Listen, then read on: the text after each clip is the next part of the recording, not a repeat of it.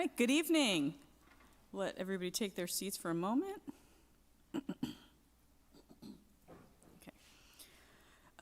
All right, good evening. I'm Gemma Birnbaum, Executive Director of AJHS, and we are thrilled to welcome those in person and online to the Larry Kanter Lecture Series, Wild Outside in the Night, Queer Jewishness and Childhood Liminality in the Picture Books of Maurice Sendak with author Golan Moskowitz. We'd also like to thank Tulane University for their support as well of this program. And we will have a Q&A near the end of the program, so for those of you tuning in at home, please feel free to put your questions in the chat. This program is being recorded and will be available to the public on the AJHS website and the YouTube page. And after the program, we hope you will join us in the Great Hall, where you'll be able to purchase a copy of Golan's book, Wild Visionary, and enjoy some beverages. And just a final thank you to our sponsors, Larry Kanter, who's sitting up here in the front, and his wife Kathy, who are here for the 4th year in a row for the lecture series. Thank you so much. And let's welcome Golan.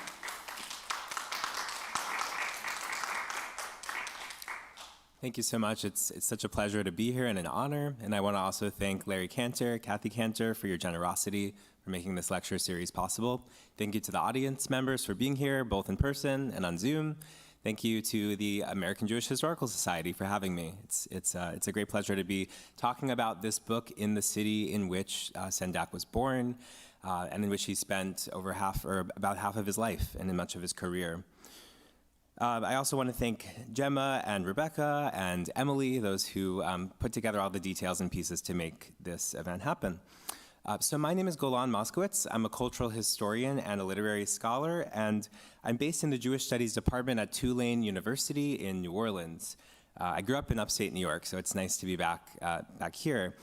And today, as you know, I'm going to be talking about a book I wrote recently, Wild Visionary, Maurice Sendak in Queer Jewish Context, which was published by Stanford University Press. And it studies how Sendak's creative output relates directly to internalized concerns of queerness, of Jewish American history, Holocaust memory, and the history of modern childhood.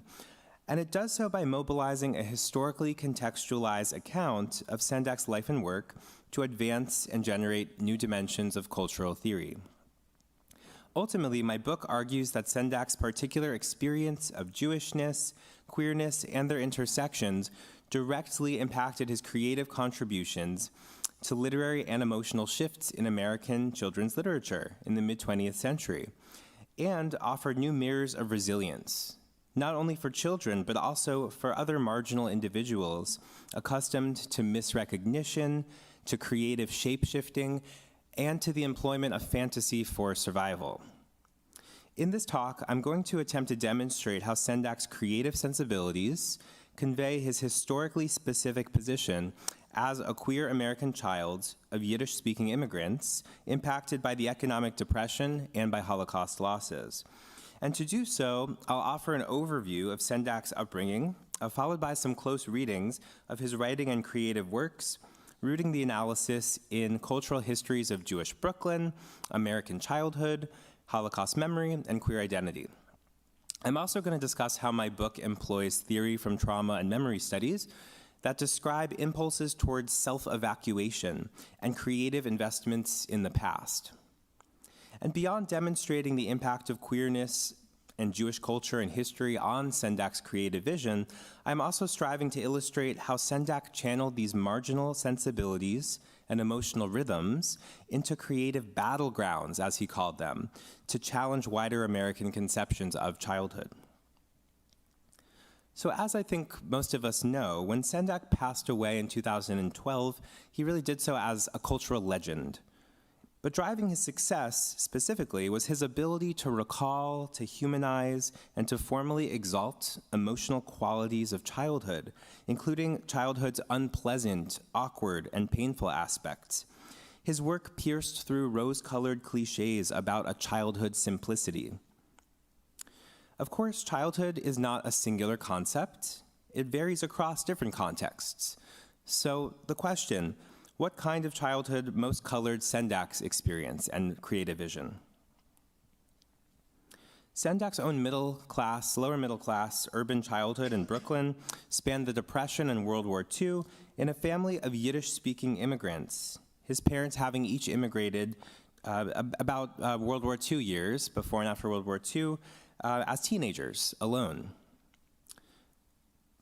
He claimed, Sendak, that he had internalized the fragility of his existence as a sickly Brooklyn infant before the age of penicillin, whose immigrant parents fretted openly about the possibility of him dying and raised him during the Depression. And accordingly, his work focused on a single question that obsessed him: how do children survive? In Sendak's own words, his art would repeatedly ask, how do you prevent dying? How do you prevent being eaten or mauled by a monster? His caretakers had conveyed historically based anxieties to him at an early age, warning him that Jews are targeted with violence and that children can lose their parents and even die unprotected. Families like Sendak's held tight to their children and imbued them with values of resilience and survivalism. They stressed the importance of political consciousness and in-group loyalty, even as they pushed their children to achieve American success. Sendak's home was an atmosphere of emotionally fraught insecurity and close-knit family bonds. His mother, Sadie, and maternal grandmother, Minnie, instilled a fearful wariness of non-Jews within the dominant population, recounting pogroms in their old Polish village of Zakroczym, during which Cossacks would ransack Minnie's grocery store, and Minnie would need to push Sadie into the cellar to hide. By age 4, Sendak himself began to have recurring nightmares of that sort. Despite his sensitivity to the frightening recollections of his relatives, he considered one of the highlights of his childhood to be some of the violent, fantastical stories that were told to him by his father at bedtime. Likely drawing from the Midrashic tales and folklore of his own Cheder community in Zembrowa, Poland, Philip embellished otherwise truthful renderings of his youth with elements of fantasy, biblical archetypes, and ghost stories. These cliffhanger tales, which often extended over multiple nights, included the terror of Cossacks and Polish peasants who wielded clubs studded with nails. They also featured children who get lost and fall asleep in the snow or struggle to get their parents to recognize them after a period of separation. In one story, for example, one of Philip's bedtime stories, a child loses his way in the winter sobbing under a tree, and after he passes away from the cold, the souls of the biblical Abraham and Sarah usher him to heaven. And in another story, a boy named David finds his lost parents among a hunter's horde of kidnapped prisoners, and despite his eagerness to reunite with those parents, pretends not to recognize them so that the hunter will not suspect him of intending to free them. Philip's stories would blend in Sendak's imagination, maybe not surprisingly, with tales of the brothers Grimm. These also used metaphor, repetition, and hyperbole to offer wild, poignant truths and warnings, even to children. Sendak would later illustrate some of these tales, as well as some of the brothers Grimm tales separately, in Grandpa's House, a 1985 publication based on the original Yiddish stories that Philip dictated to Sendak as he was passing away in later years from the hospital. The Sendak family was not alone in narrating dark or upsetting situations to their children. Reflecting generations of oral storytelling in Jewish Poland, bedtime stories in many Yiddish-speaking immigrant families like Sendak's reflected the need to nourish the child's capacity to locate and heed dangerous situations. This is also reflected in Yiddish children's literature published in interwar Europe and the US, which reflected difficult themes of war, violence, mortality, racism, and lynching. Children's literature in Yiddish during the 1930s, like Philip's bedtime stories, reflected the harsh realities that endangered minorities were facing, as well as the political terror involved in living under an oppressive regime. If Sadie and Philip burdened their children or exposed them to harsh realities, Sendak understood their emotional transparency as actually more respectful of their children's human capacities than a stance of concealment or condescension would have been. What might have struck outsiders as an immigrant parent's lack of social refinement by public standards was for Sendak a means of trust building and emotional connection against the restrained and mannered calculation of mainstream parenting ideals of the time. As Sendak once mused, and I quote him, "My parents were immigrants, and they did not know that they should clean their stories up for us. So we heard horrible, horrible stories. And we loved them. We absolutely loved them." Sendak repeating details of these stories, however, would be sent home on more than one occasion from school to have his mouth cleaned out with soap. While parent-child relations in families like Sendak's might have challenged middle-class social laws of propriety, they also elicited strong emotional bonds and inspired wild fantasies in the service of humor and truth-seeking within an othered family unit. Beyond his immediate family, the artist's more distant greenhorn relatives, as they were referred to, offered some of the most frightening and inspiring memories. He would famously recall a typical Sunday afternoon in the late 1930s in which his Polish refugee relatives would come over and devour much of the Sendak's food. As a child whose cheeks they pinched, Sendak almost feared that they'd eat him as well. These relatives, he repeatedly claimed, would later serve as the primary inspiration for the Wild Things, who would later entreat Max with their haunting plea, "Oh, please don't go, we'll eat you up, we love you so."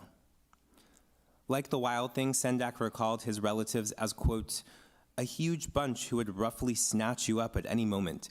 They'd jabber loudly in a foreign tongue, kiss, pinch, maul, and hug you breathless, all in the name of love. Their dread faces loomed, flush, jagged teeth flaring, eyes inflamed, and great nose hairs cascading, all oddly smelly and breathy, all dangerous, all growling, but also all relatives." You can, as you see in the illustration on screen from Wild Things, right, these are part monster and part human, right? You can see those human feet poking out. So these hybrid characters were a reflection of some of the complex feelings that Sendak was experiencing as a child of immigrants, as someone connected to experiences of refugees leaving Eastern Europe. If Sendak saw his relatives as dangerous or wild in some ways, he also venerated them.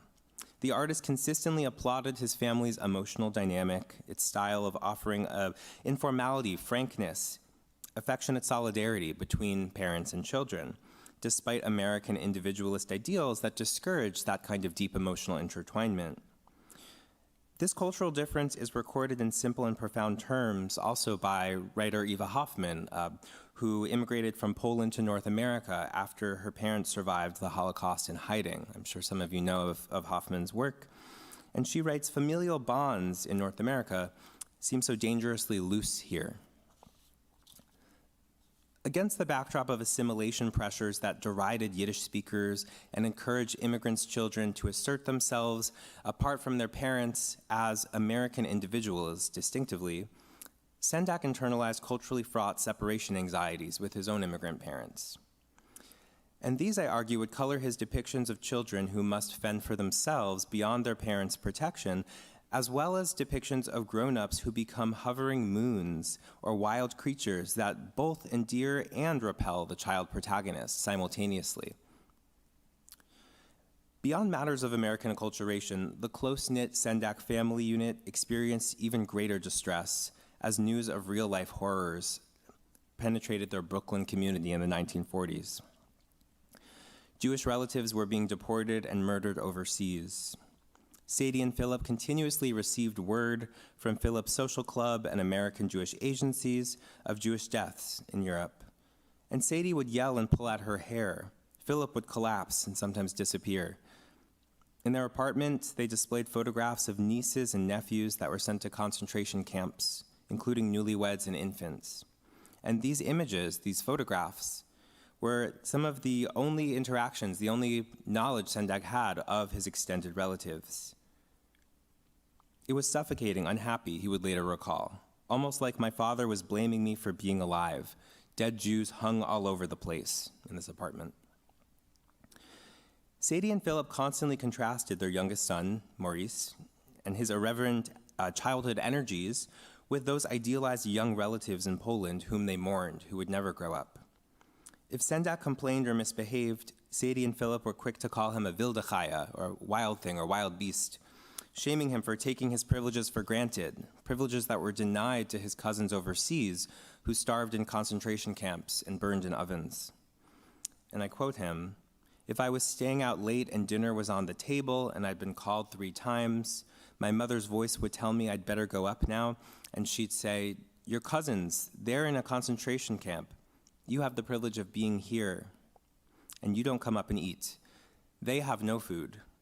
I was made to feel guilty all the time, that I was shamelessly enjoying myself when they were being cooked in an oven."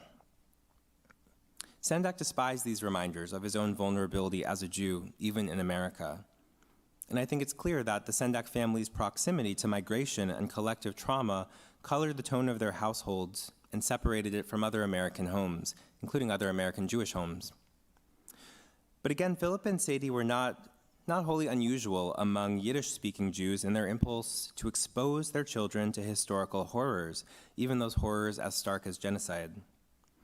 Contrary to narratives that assert a universal silence about the Holocaust in the immediate aftermath of World War II, Yiddish schools and periodicals discussed these events almost immediately, beginning with Kristallnacht in November 1938, and much of the research around that comes from Hasia Diner's work.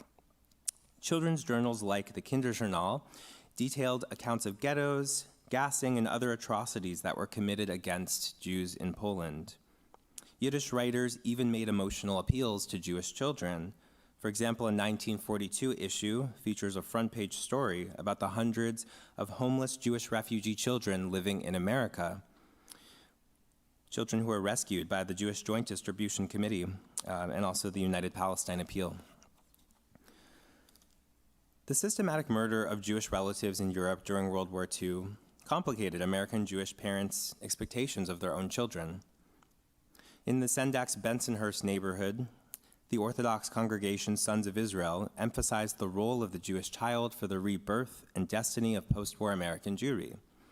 Their 1947 yearbook, for example, celebrated the sight of children as young as 7 or 8 studying Chumash and recalled that the cherubim were said to resemble children, symbolizing the role of youth in guarding and transmitting Jewish tradition to future generations. So this palpable energy in the 40s, the post-war, immediate post-war era, of the need for children, Jewish children, to continue to be Jewish, to survive, to form the future of the Jewish community. Often, however, post-war American children also reminded their parents of those relatives who did not live to know them or who could never be sufficiently replaced. Comparisons and associations made between Jewish children and lost relatives were, I think, understandably burdensome for those children at times. Some parents paradoxically demanded that their post-war offspring both preserve the family's painful history while also becoming successful, exceptionally carefree, to compensate for losses and to spite Hitler, a kind of paradoxical situation. Speaking for himself and for his siblings, Sendak would later lament, "We didn't know who we were, and whatever we chose to be was seemingly in opposition to what our parents wanted us to be." Although the Sendak household did not experience Nazi terror directly, they may be said to have undergone secondhand traumas as they learned in real time about their family's decimation abroad and struggled to make sense of the implications. And here's the part where I get a little bit more into the weeds of my theoretical underpinnings within my argument. So bear with me as we get a little theoretical. Literary theorist Kathy Carruth has described trauma itself as an unclaimed experience, an internalization that is both too painful or chaotic for consciousness to claim or to sufficiently process as a lived experience, but also too eventful and too penetrating to discard altogether. In this idea, according to Carruth, when you experience something traumatic, you don't really experience it. You don't really claim it coherently. It lives in you, but it's too chaotic to actually make sense of coherently, logically, cognitively. It's a foreign object inside of you. On the other hand, it's too overwhelming, it's too important, it's too significant to discard altogether, to forget. It occupies a liminal space within the subject. Trauma theory therefore understands this sort of unclaimed experience to produce internal disorganization and a related sense of timelessness that can compel one toward repetitive acts of searching, data collection, emotional externalization the need to master or resolve internal conflicts through creative mechanisms. And in the case of Sendak, whose work invested intensely in the relatives murdered in the Holocaust, the news of their deaths for him in his adolescence represented a complicated and overwhelming matrix of violent meanings. The deaths of those relatives signified a lost connection to spaces of ethnic and cultural belonging. They signified the resulting incapacitation of his own caretakers, on whom he depended for survival as a young person. And they signified internalized beliefs that people like him were not safe in the world. We know that his father, Philip, for example, even assured him that the Holocaust could happen in America and told him to keep a suitcase packed in the closet just in case. As an anxious, introspective outsider who struggled to make friends and fixated on the various forms of endangerment he internalized, Sendak later claimed, as you see on screen, "I skipped my adolescence, total amnesia." The perceived displacement of his adolescence situates him, I think, within the realm of Caruth's idea of unclaimed experience, something that one underwent but did not fully make sense of or experience cognitively. Similarly, within memory studies, this is perhaps a more familiar term to some, Mariana Hirsch's theory of post-memory refers to what it means to grow up intertwined with a parent's overwhelmingly meaningful but also inaccessible experience of endangerment and loss. So in post-memory, the relationship to the traumatic aspect is further complicated by its secondhand nature. The parent's unresolved and all-pervasive psychology, as it manifests in behavior and relational style, leads post-memorial children to feel haunted or threatened by a past that they did not themselves directly experience, as well as compelled to piece that past together, to relate to it somehow through creative investment in the parent's traumatic history.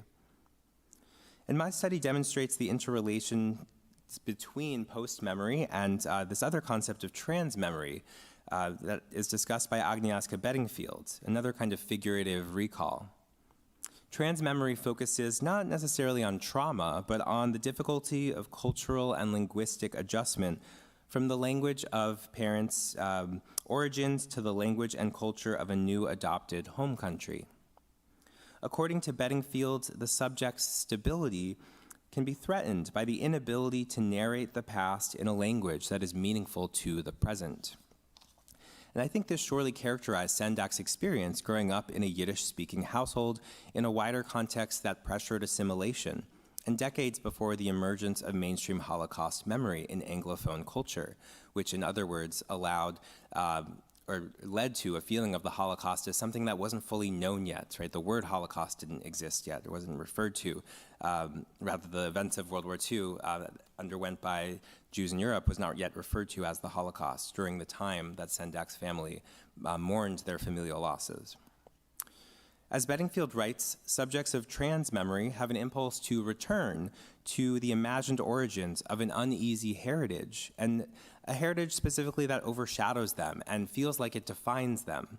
And they do so in order to find some sense of closure with unresolved internal conflicts in the present. Sendak's work gives shape to such past-oriented familial longings and to the frustrations and impotence that such longings can induce by virtue of their second-hand nature, something that in some ways defines who one is, yet on the other hand, something that's inaccessible, something that's not fully yours. You did not yourself experience it or live it, and you don't know how to narrate it in the language of the present. While Hirsch and Bedingfield illuminate how a parent's history might displace a child's narrative, queer theory understands the capacity of wider dominant ideas in the culture to occupy and suppress a child's experience. The queer child, for example, is displaced by the overarching norms and expectations of a prevailing social structure that condemns the child's emerging identity or desires as impossible or as unwelcome. Catherine Von Stockton paints queer childhood as a time of ghostly self-evacuation, under the prohibition of claiming one's own stigmatized internal reality, at least until adulthood. So it's often said, as a child, one is not able to claim oneself as queer publicly, outwardly, often, especially when we look at the earlier years of the 20th century, early mid-20th century. It's really in retrospect, as an adult, that one is able, especially in past eras, to say, I was a queer child. I knew that I was queer. I knew that I felt differently about gender, sexuality than the majority. Sendak fought to embody and assert his own feelings, both queer and in terms of his relationship to Holocaust and Jewish memory, these feelings and sense of self against an overwhelming set of adult-imposed obstacles.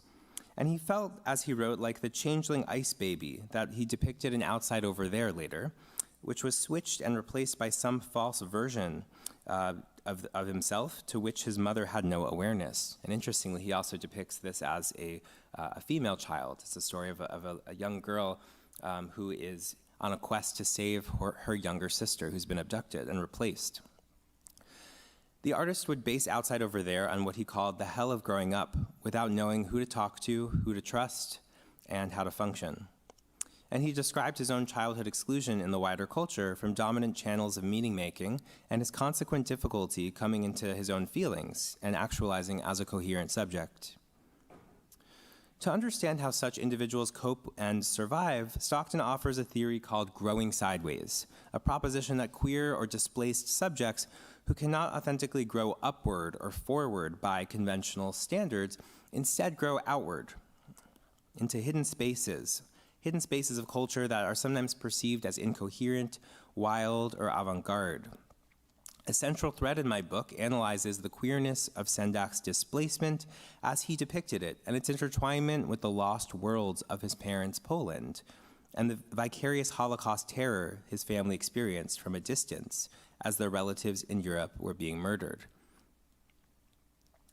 To zoom out, broadly speaking, Sendak's picture books intertwined in 20th century culture by responding to a theoretical figure referred to as the generic child that emerged in America's cultural imagination from around the years 1900 to 1960, argues historian Nicholas Salmond. And this cultural symbol, the generic child, represented ideals that parents pursued in raising their children during those decades, the images mobilized by marketers of a growing child market to inspire sales for new products, and also the representational embodiment of vulnerable innocence that was cited by critics to condemn elements of American public and commercial culture. Think the idea of protecting the children as a political stance and a way to disavow the right for certain groups of people to belong in a society in order to protect the children from them. This child symbol was conceived as an obedient, physically restrained, white, Anglo-Saxon Protestant child, this generic child, with uncomplicated emotions, epitomized by the Dick and Jane readers published between about 1930 and 65. And populations seeking entry into the middle class were often eager to obey the prescriptions of this generic child ideal, which operated as a cultural site of debate about who warranted inclusion in the nation's future and under what circumstances. Children's literature about ethnic minorities in the immediate post-war years helped integrate the image of conditionally white ethnic families, including most Jewish, Irish, and Italian Americans, as quote-unquote normal, lighthearted, decorous, and thoroughly American. And children's Jewish and Yiddish periodicals reflect, for example, American Jews' emotional shift toward the suburban middle class, belonging and optimism experienced at mid-century, partially through this generic child ideal. You can see in the Kinderjournal the revamping of its cover art by the late 1940s with the more childish aesthetic following suit. In April 1946, the periodical got rid of its ornamental patterns and majestic animals to instead introduce wide-eyed cartoonish children in sailor outfits and other costumes, baseball bats, small cartoonish playful animals.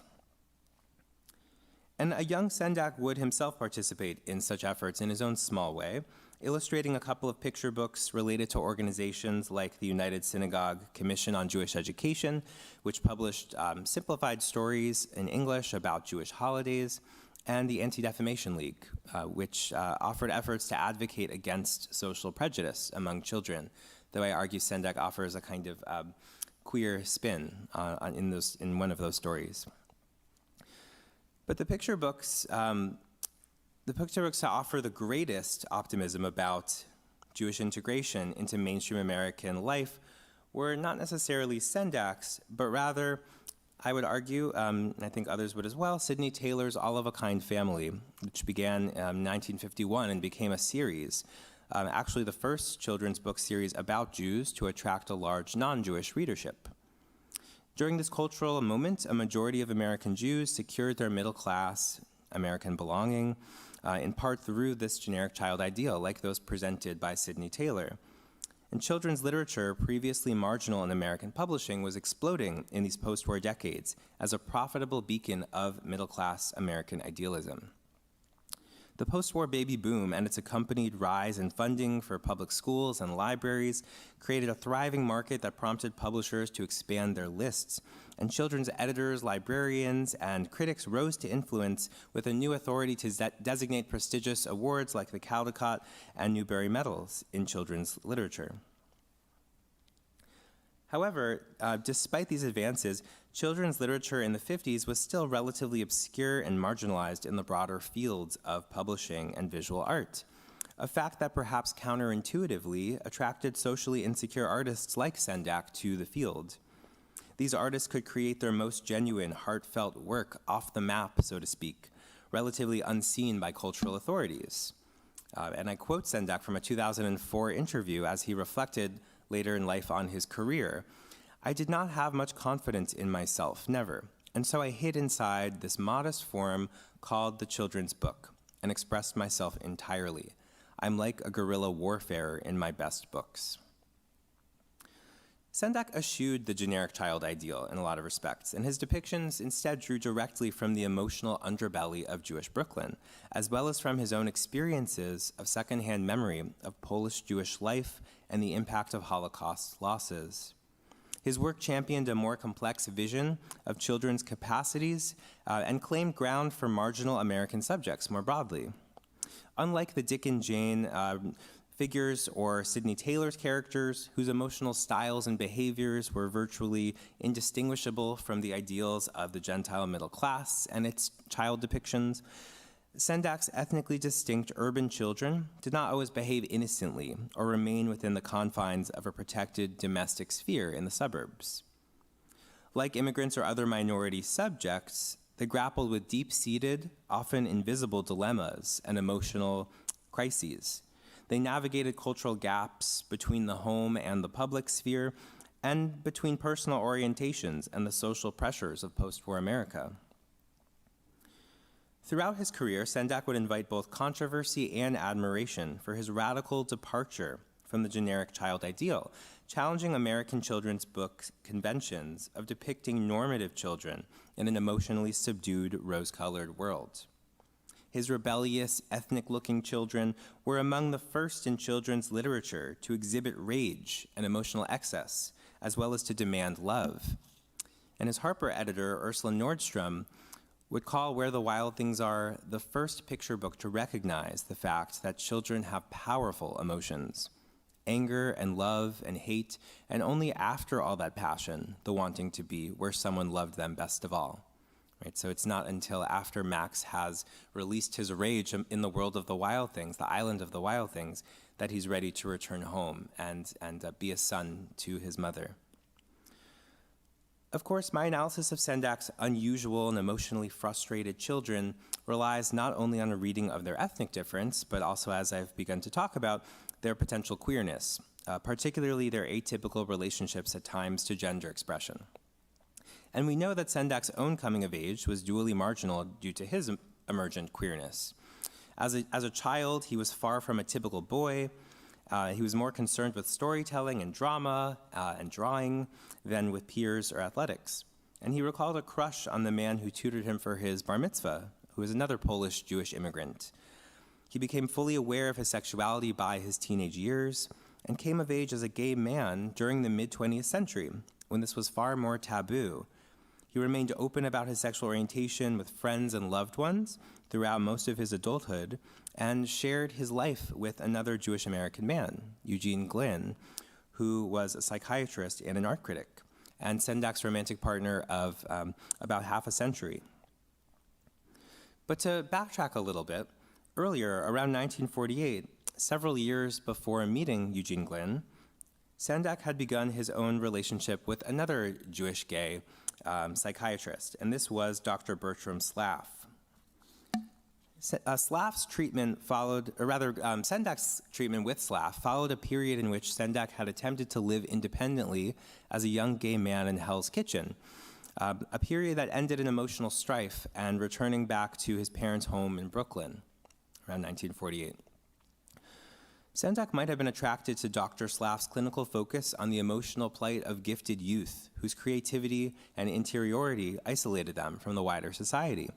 And publications written by Dr. Slaff in adolescent psychiatry did later advocate against pathologizing those gifted individuals whose distress reflected merely suffering misunderstood creative personalities rather than character disorders. So as Sendak processed his inner world with Dr. Slaff, he himself began to emerge more so as an artist. For example, it was in Dr. Slaff's office that Sendak recalled first coming up with the vision that would inspire Where the Wild Things Are, of a small child or creature struggling to break free from some enclosure to seek freedom and vitality. And I associate this image both with the nightmares that Sendak had in response to his mother Sadie's stories of being made to hide in a cellar, right, in Poland as Cossacks raided her mother's store, but also with a feeling of a queer interiority and difference, of somehow needing to break out and express oneself despite the social laws against it. After developing the idea, which began as Where the Wild Horses Are, a bit further, which he did develop into a book called Kenny's Window, about a timid boy whose dreams take him beyond the confines of his bedroom. And you could see the kind of visual parallels between Kenny's boat, which has his name written in the front of the boat, same with Max later on. Sendak would later write the text for Where the Wild Things Are while vacationing on Fire Island, which is an area, of course, known both for its gay and Jewish communities. But even earlier than that, it was already at the beginning of Sendak's treatment with Dr. Slaff in the late 1940s, early 1950s, while he was exploring his own childhood and analysis, that Sendak began to notice the behavior of the Jewish and Sicilian children who were playing on his parents' block in Brooklyn. And he started a sketchbook dated to 1948 to record their quirky antics, these sketches becoming the models later of his early picture book several years later. These children appeal to Sendak's creativity as a socially uninitiated, sensitive set of human beings. And for Sendak, who claimed to have missed his adolescence, right, this notion of unclaimed experience, childhood fantasy play modeled strategic pathways for those seeking to survive a life experience not fully as one's own. Children, he knew, are regularly asked to surrender themselves to powerful others' emotional needs in order to secure the care that's required for survival. They may at times disappear emotionally while remaining present in the performances expected of them to secure protection and survival. They exhibit the powers of comic book heroes who traverse time and space, moving back and forth between fantasy and reality in ways that most adults no longer remember how to do. And there's that famous Picasso adage that all people begin during childhood as artists, but only some adults remember. So, in other words, Sendak found that children had something to teach adults like himself who lived between worlds, and children led the way for his artistic project. When Sendak first encountered the woman who would champion his career at Harper, editor of children's books at Harper, Ursula Nordstrom, who herself was in a same-sex relationship, very long term, the 22-year-old artist appeared somewhat childlike himself. He was so withdrawn at the time that Nordstrom felt compelled to ask, "How old are you?" Still, the following day, after studying his sketchbook, she hired him to illustrate Marcel Aimé's The Wonderful Farm in 1951, and his career took off from there. His success by 1952 as a Harper illustrator allowed him to move back to Manhattan full-time. Challenging picture book convention, his illustrations for Jewish writer Ruth Krauss's A Hole is to Dig featured unruly, ethnically marginal, urban kids who defy the normative Anglo ideals of childhood innocence, sweetness, obedience, and restraint. Visually, he based these children on drawings, the sketches of Sicilian and Jewish children that he had created around his parents' apartment in Brooklyn after moving back in with them, that period I mentioned earlier in the late 40s. He saw these children as both freewheeling and world-weary creatures with awkward proportions, as he described them. And commenting on his drawings of these Brooklyn children, he would share, and these are his words, he's a bit harsh, I think, "They're all a kind of caricature of me. They look as if they've been hit on the head and hit so hard they were not ever going to grow up anymore. These Brooklyn kids were old before their time, most of them Jewish, like little greenhorns just off the boat. They had a kind of bowed look, as if the burdens of the world were on their shoulders." Sendak had not meant for the children of these early books in the 50s and early 60s to look like nervous elderly people as some commentators viewed them. He simply drew kids the way his Brooklyn peers had looked to him, much unlike the depictions of previously existing picture books featuring uncomplicated, blonde children from what he called other neighborhoods and planets. His early depictions of Brooklyn children also avoid traditional gender norms in some cases. Instead, he celebrated children's uninhibited expressivity, including girlhood ambition, including boyhood tenderness and sensitivity. You can see on screen, for example, a girl confidently leading a procession in A Hole Is to Dig in the bottom left, a boy washing dishes in an apron tied with a bow, and ambiguously gendered children wearing mustaches and costumes of various sorts. He also visualized some moments of same-sex affection, which were previously absent from American children's books, especially moments of affection between boys. You can see on the right here, "Let's Be Enemies." During the 1950s, Sendak also collaborated with his brother Jack on projects that sometimes reflected their family's Yiddish bedtime stories, conveying otherworldly folk traditions that celebrated positions of emotional difference and peculiarities of intuition. In one early example, The Happy Rain, it is the norm for the skies to pour out rain that drenches their clothes, the villagers' clothes, and muddies the streets, and they love this. This is a book illustrated by 28-year-old Maurice at the time, written by his brother Jack, his older brother. When the rain suddenly ceases in this village and the sun comes out to shine, the villagers weep and wail and fear that the world is coming to an end. And attempting to bring back the rain, the villagers follow various misinformed advisors to no avail, until a young sibling pair, Raymond and Yolanda, save the day by considering the clouds' feelings and sending them a note. So simple. Raymond is depicted as peering out his window with Yolanda huddled on the bed by his side. This close sibling pair share not only a bedroom, but also a secret imaginary world, like the Sendaks. Sendak and his siblings had banded together to devise creative ways to cheer up their grieving parents during the Depression and World War II. The last illustration of Happy Rain depicts the rain-soaked villagers in a joyous hora, holding hands in a circle, their feet kicking in the rhythm of a grapevine. And we see in the center Raymond and Yolanda smiling with eyes closed, heads leaning one against the other. And these siblings find solace and comfort in each other within a family and community that feels uneasy sometimes about sunny optimism and prefers heavy emotive rain, which I read as a possible stand-in for the tone of Jewish Brooklyn of the 1930s and 40s in relationship to the wider culture and its pressures to perform a cheerful and obedient childhood. In Circus Girl, another book written by Jack and illustrated by Maurice, Flora, the protagonist, is a social outsider who ventures away from the circus in which she was born. Flora tightropes across a suburban neighborhood street to spy on normal people, and in one image we see the viewer, we as the viewer, stand outside with Flora herself, and we see her standing in a kind of restricted position, right, as she stares at a warm domestic dinner scene where a child can relax with a happy pet as adults prepare the meal. Flora, by contrast, casts an elongated shadow on the house. She is a kind of balletic loner, standing in contrast to this relaxed child. With her feet parted in fourth position and a bow tied around her waist, a band on her head, she is a child poised to work and perform in order to belong. Unlike the children depicted in All of a Kind Family, Flora and other Sendak children, visualized in his early work, do not seamlessly fit into the wider surroundings of their culture. Sendak children instead, Sendakian children, are traversing spaces of divergent cultural life, contemplating questions of authenticity. Where do I belong? How do I navigate these gaps, these cultural gaps? And navigating also questions about belonging and the fluidity of self. So I'm going to jump ahead to the early 60s.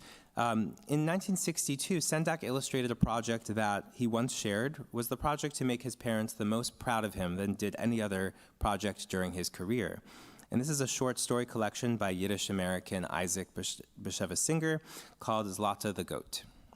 Yiddish-American writer Isaac Bashevis Singer worked with Sendak, and upon the book's publication, Sendak would cry with his parents as they identified images drawn from photographs of Philip's handsome younger brothers and other women relatives with long hair and flowers. Sendak chose to draw these murdered relatives from both sides of his family in a realistic style to revive them for his parents. And you can see the careful, intricate cross-hatching in these drawings is lovingly executed. It offers a kind of fuzzy softness to light and space through fine penwork, with a lack of harsh contours, humming like a dreamscape that dissolves at its seams. Zlata delivered Yiddish folklore to mainstream American readers, and Sendak described it as a collection of Jewish stories that everyone could appreciate. And in this project, his creative impulses functioned not only to exercise or to work through difficult emotions of his own, but also to provide a living memorial to loved ones and to their lost worlds. Several years later, 1969 to 1970, Sendak is finalizing In the Night Kitchen, which would attend more directly to his own experience of vicarious endangerment as a young person learning about Polish cousins cooked in ovens from the safety of his own Brooklyn childhood, with its accompanying attractions of American youth culture, comic books, and cartoons. Created in his Greenwich Village apartment, just a few blocks from the Stonewall riots as they were taking place, and within a broader backdrop of American cultural revolutions, the book's depiction of a frontally nude boy who wades through milk and dough has led some librarians to censor and ban Night Kitchen since its initial release to the present. And we can talk more about this book during the Q&A perhaps. During the last decades of the 20th century, Sendak's work continued to confront the traumas that plagued his family during his adolescence. When planning his illustrations for Dear Millie, 1988, the artist envisioned a Holocaust story that would feature Anne Frank, as well as a scene of children marched to Auschwitz. You can't see it in this image, but some of them wear yellow stars. You can see this group of children crossing a shaky bridge with a guard tower looming behind them. Some of the, this is a bit of a zoomed in image, but some of the branches on the ground are made to look like piles of corpses, skeletal corpses. The book also depicts Anne Frank explicitly together with the children of the French town of Izieu who were murdered under Klaus Barbie at the end of World War II. And together they form a choir led by Mozart, one of Sendak's greatest heroes, artistic heroes, in heaven. Like French writer and Auschwitz survivor Charlotte Delbo's post-war account of living a double existence, a split self that enables the survivor to ward off the traumatic brushes with death, Dear Millie follows a child who hides alone in the forest, followed by her own doppelganger, her other self, a guardian angel who eventually claims her for heaven. And in the original story, you can see in the storyboard that the girl originally has cropped dark hair, a bit closer to Anne Frank's appearance. The year following this book's publication, a 61-year-old Sendak noted that Anne Frank would have been about his age had she survived at the time, and that she had always dreamed of being a writer, and that he would achieve his own literary successes in part to share them vicariously with her. A strange synergy existed for Sendak between his perception of those children whose lives were forcibly cut short, like Anne Frank or his relatives abroad, and marginalized, emotionally displaced queer subjects, like himself, who had wished to grow up, but found it difficult in a society that ignored, misunderstood, or endangered them. In Sendak's book, We Are All in the Dumps with Jack and Guy, in the 90s, for example, Jack and Guy are part of a group of homeless urban children made to live outside in dangerous conditions, and they find themselves facing a smokestack that's suggestive of Auschwitz. At the same time, Sendak makes explicit visual references to the AIDS crisis. You can see in the bottom left a newspaper that is functioning as a piece of clothing for this unhoused child, referencing AIDS directly, among a few other examples not on screen. The AIDS crisis had left so many socially abandoned and physically homeless, and Sendak referred to it as a second Holocaust. Jack and Guy themselves appear to be a kind of queer Jewish couple who buy challah bread and band together to adopt a younger child who had previously been kidnapped. Sendak later also collaborated with gay Jewish playwright Tony Kushner on a stage production of Brundabar, which was based on the 1939 opera of the same name by Hans Krasse and performed over 50 times by child prisoners in Theresienstadt. The artist worked with Kushner as well on a picture book version of the opera in 2003. And for visual research, Sendak borrowed an original 1943 watercolor of the stage design that was used in the camp. Thank you to Professor Justin Kami for providing that during my research. Like the original set design, Sendak's crayon and watercolor renditions are rich in reds and yellows and reimagine the opera's landscape with similar textures of brick and rickety wooden planks. And against the visual subtext of poverty involved, and of disease and of cruel competition, the children in this rendition transform into grizzly bears to fight bullies, and confer with talking cats and sparrows, growing sideways, to use Stockton's term, into the wild animal realm, and banding together in order to survive a dangerous social reality. They also represent a variety of physiognomies, and some of them are branded with yellow stars, as you can see here. Reflecting the historical fact that most of the Theresienstadt child performers of Brundabar were deported to their deaths by the Nazis, Sendak ends this book with a warning about the perennial nature of hatred, that even seemingly defeated villains tend to return in one way or another. And in another portion of the book, we see darkened images of weeping mothers appear beneath giant blackbirds who carry their children away into the night sky. While working on this very serious project, Sendak sought to lift his spirits by joining Glenn Dixon's Shirim Klezmer Orchestra on a project called Pinkas and the Pig, a klezmer version of Sergei Prokofiev's Peter and the Wolf.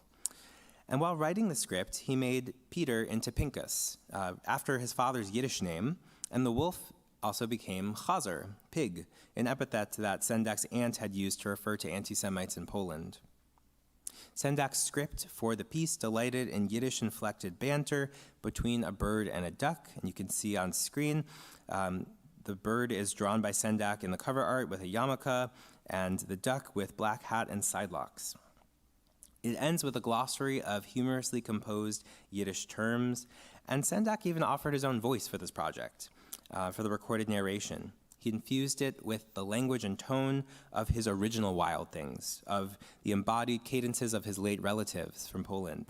And I'll play you just a quick piece to give you a sense of the flavor he brought to that narration.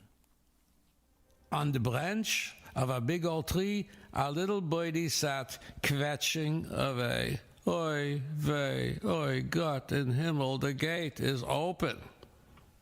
Is Pinkas looking to get killed again? Surely Chazer, that devil pig, and his gang of schmutzige, vile Schwein will patch poor Pinkas into chopped liver.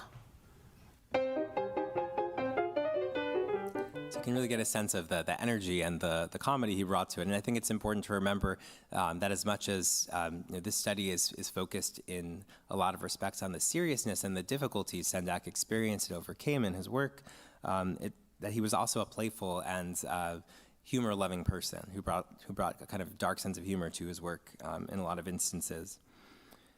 So, emotionally drained by his Brundabar project, this offered him an opportunity to be more playful and to offer his contributions to a project that dealt with a child's tangible triumph in the world of his parents' lost Jewish Poland. Chazer, the evil predator at the end of the story, is caught and sent to the unkosher butcher. So you've been such a great audience. I'm going to go ahead and start to wrap up now. And so just to recap, in this talk, I've argued that Sendak's work transformed and universalized a marginalized, embodied experience that was balanced between, on the one hand, queer differences and Jewish culture and memory, and on the other hand, broader expectations of generic acculturation and normative social trajectories that targeted the symbolic space of childhood.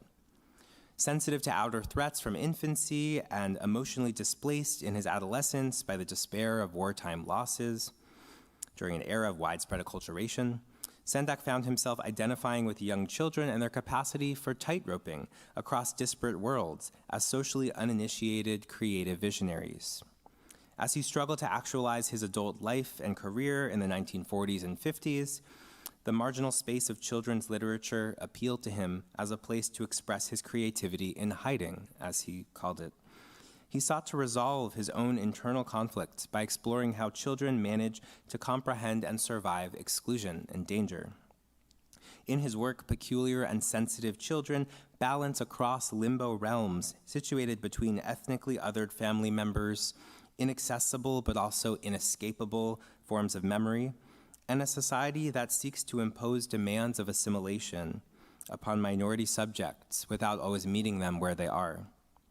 Sendak found his artistic voice in the service of expanding the culture's conception of childhood, building creatively on existing critiques of mid-century America's socially conformist and exclusionary culture, and thereby contributing a dignified mirror to those people especially marginalized by that culture and its values.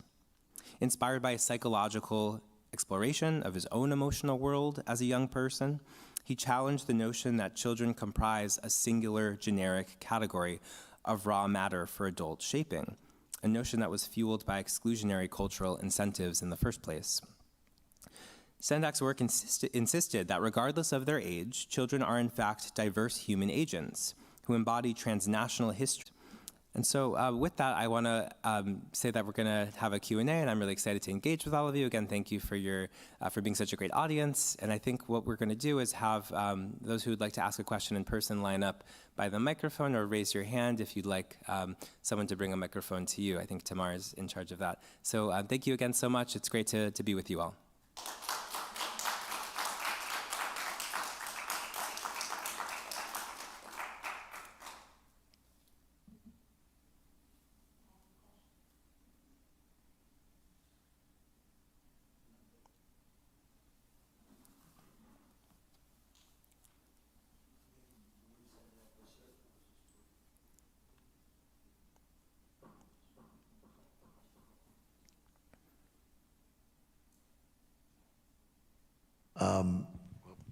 Maurice Sendak certainly was an intelligent individual. I'm just sort of curious why he never went to college or university. Great, thank you so much for the question. And the answer, I think, is that Sendak had some issues with formal education. So since he was a young child, he hated school. He did take some courses at the Art Students League in Manhattan as a teenager. But he, following the philosophy of William Blake, whose work, some of his work, denounces the desensitization that occurs in the formal schooling, formal situations of schooling. Public school was something that Sendak hated. He really followed Blake in this sense. His artwork is about individual genius, finding one's voice and one's vision through being an autodidact, which Sendak was. He read William Blake, he read Henry James, he read Dickens and Tolstoy, and he loved and appreciated and had sophisticated conversations about the great writers that he was reading. Similarly, he was very much a student of some of the masters of illustration, of children's illustration, and other forms of visual art, painting, the German Romanticists. He was a cultured and self-educated person who had some trouble, I think, or some reservations about the group dynamics that occur in formal education settings. And I think that speaks to growing up as someone who didn't necessarily feel seen or validated for the feelings and ideas that he brought to those spaces, given the background that he came from. At least that's potentially one way of reading it. As a queer person, as someone who was raised in a family unlike other American families, to exist in the public school setting in a way that felt true I think it was a challenge for him. So I think I hope that answers your question. What caused you to be interested in Sendak? There are so many children's book authors and illustrators. Thank you for the question. So Sendak is both someone that meant a lot to me as a child, but also happened to pass away the year I was looking for a dissertation topic when I was a grad student at Brandeis University. So he passed away in 2012, and I remember my amazing advisor, Sharon Fries at Brandeis, had a stack of Sendak books on her desk during office hours as we just discussed possible topics for a dissertation. Sendak was being talked about in the news, obituaries were being published, and it struck me that his queerness, his experience in life as a gay man were not really being highlighted or talked about. It was somewhat news to me that he was gay, but growing up as a kind of frustrated child myself, a queer person who was raised by an immigrant, whose grandparents were child Holocaust survivors, something spoke to me in his work, and also as a visual artist myself. So I studied visual art at Vassar College before going on to grad school. And so Sendak kind of crystallized a lot of my interests as someone curious about how people relate to difficult collective memory, intergenerational memory, and how they do so through a position of difference in society, whether that be a position of gender difference or difference related to sexual orientation. My master's thesis was about grandchildren of Holocaust survivors studied through a gendered lens. So how do daughters, sons, queer people, non-queer people who are descended from survivors of collective trauma relate potentially differently to stories or prioritize different elements of stories that are passed down in their family? And Sendak, as someone who had not been fully studied as a queer person, but there was a beginning of discussion around his post-Holocaust interests, you could say, in his work. I wanted to study that intersection a bit more fully. This is a bit of a long answer. I've always been interested in how children who know that they're different and know something about themselves that adults perhaps forbid or don't give dignity to, right? Queerness, as a prime example, how they manage to survive creatively and how they manage to stay themselves through those processes at work upon them in society and also in different relational dynamics in their lives. And I think learning about Catherine von Stockton's work and doing coursework in queer theory, as I was thinking about my own life and biography, my dissertation that was forthcoming, right? It was kind of a magical, I think, crystallization that Sendak would be the person I could study the things that were most interesting to me through a single figure and to dive deep into his work and life.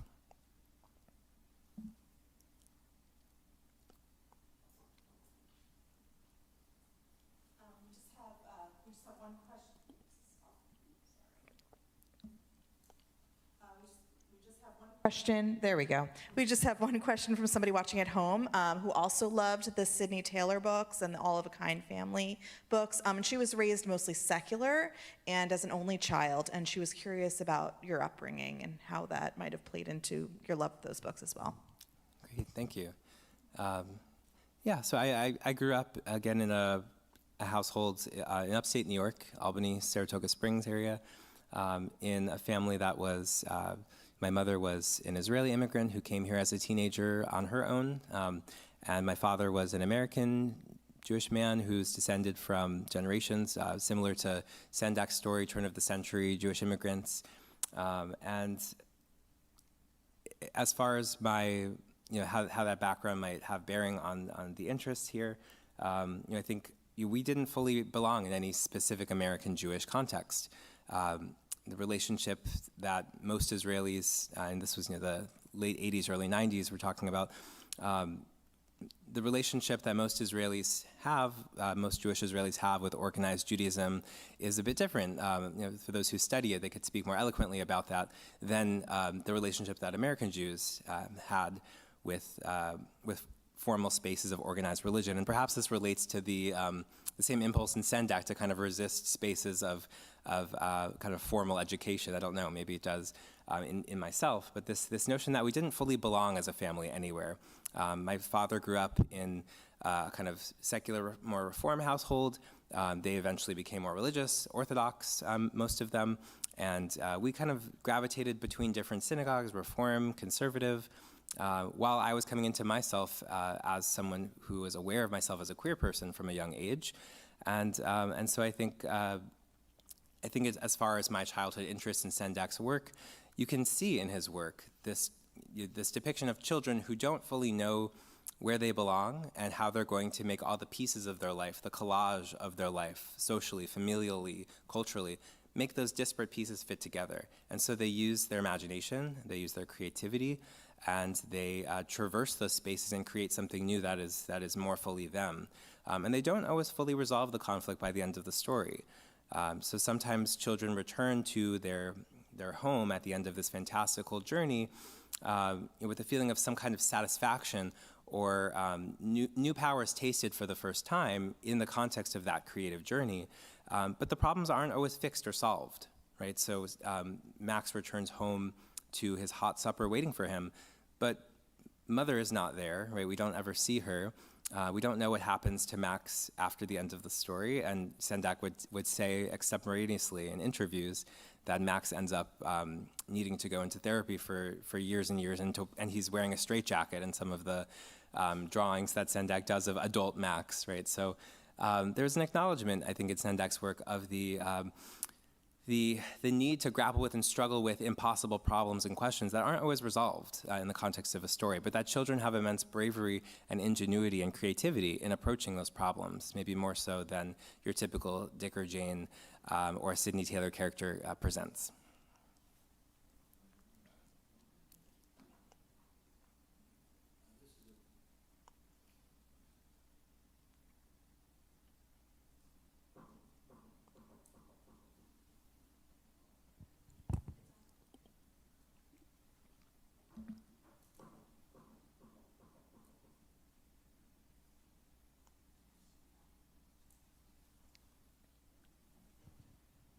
Are we on? Yeah. I read your book, which you didn't talk about, what I found fascinating, that he briefly, as a young man, was engaged and impregnated a woman. How did that affect his thinking, life? How would you interpret that as a gay man? Thank you. Yeah, I think that this episode in his life, it's something I write about a little bit in context or in relationship to Outside Over There, the book he writes in 1981, he creates in 1981 about the child who switched at birth, right? Or who switched with a changeling as her older sister is babysitting her. And I interpret this kind of switched child as along a number of different pathways, one being the potential of this dream child that Sendak imagined having had his life been a traditional heterosexual life and marriage. He imagined a dream daughter, and that she would care for him, and that she would carry certain aspirations of his. And also, he referred to this story Outside Over There as a kind of backwards reversal of his own biography of traveling. And Ida in the story, the older sister, flies through the night backwards, listening to her father's distant call. And so, I would definitely encourage those of you who haven't to read the book. But there's an interpretation I offer related to this notion of Sendak moving backwards in his life to reimagine or to rework earlier episodes. And some of it is my own interpretation.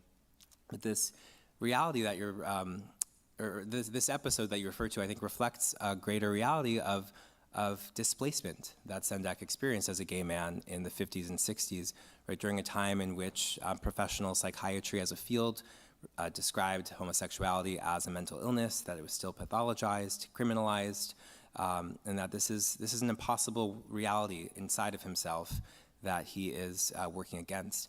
And if you look at the initial dummies for the book dummies, the drafts for Where the Wild Things Are, which began again as Where the Wild Horses Are, Max or the main character in this version, does not end up in the original dummies returning back to his childhood bedroom. He ends up on what's called Happy Island in the story, where a bride and young child eagerly await him. And so, in my reading, there's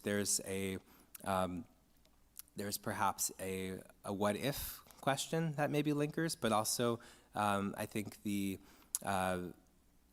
that the difficulty of surviving as a queer person during this time is the message that I take away mostly, especially knowing that this episode in his life is followed by returning to live with his parents in Brooklyn, emotional strife, beginning psychotherapy, and within the context of psychotherapy, generating the visions that would make him as an artist, right, of small creatures and children breaking through to accomplish greater feats and find vitality despite the mechanisms that work against them.